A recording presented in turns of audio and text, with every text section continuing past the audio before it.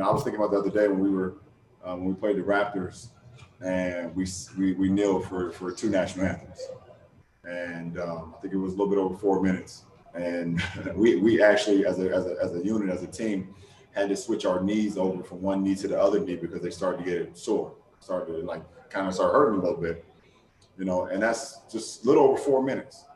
And you think about 8 minutes and 46 seconds, of an officer having his knee in someone's throat for that long.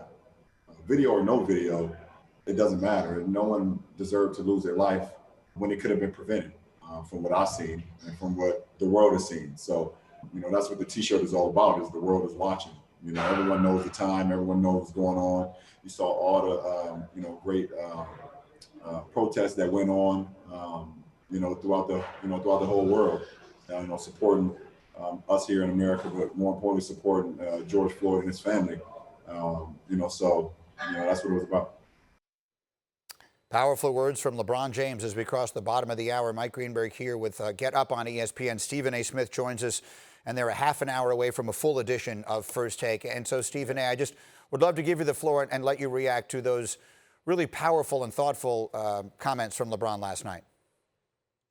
Well, they were incredibly powerful, and props to LeBron James, to Kyle Lowry, to Russell Westbrook, and many others that we've seen speaking, particularly during post-game since the season resumed last Thursday. All of these guys have spoken. They've basically regurgitated the same message, which is a very, very powerful one. We had a modern-day lynching as far as we're concerned. You don't just have to hang from a noose or to be lynched. Guess what? You can be lynched by having a knee on your neck for 8 minutes and 46 seconds, especially when the last two plus minutes, George Floyd was not even responding, and still the officer kept his knee on George Floyd's neck. So it's an incredibly powerful message that you want to regurgitate and to repeat on many, many occasions, because you don't want our society to forget. Certainly there was a racial protest and things of that nature. There was an uproar that resonated throughout this nation because we saw how unfair and how grotesque that was. And we had a lot of folks,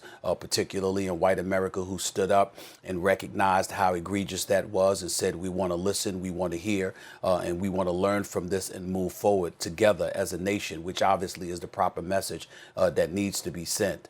So I applaud LeBron James and all the NBA players for saying what they said, but it doesn't stop there. It doesn't stop with just raising awareness. It stops when we're able to implement things that says we're doing something about it. For example, federal legislation designating police brutality against an unarmed black man a federal hate crime, doing various other things in terms of connecting with lobbyists and going on Capitol Hill, and just putting pen to paper and making sure that laws are implemented to disincentivize people for even thinking of doing something so egregious. Those are the kind of things that I think need to happen going forward. I think these players, with their wealth, with their cachet, with their notoriety and fame, have tremendous, tremendous power to influence those things.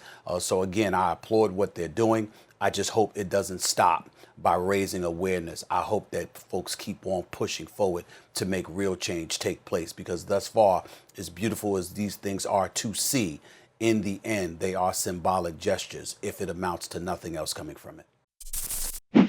Thanks for watching ESPN on YouTube. For live streaming, sports, and premium content, subscribe to ESPN+.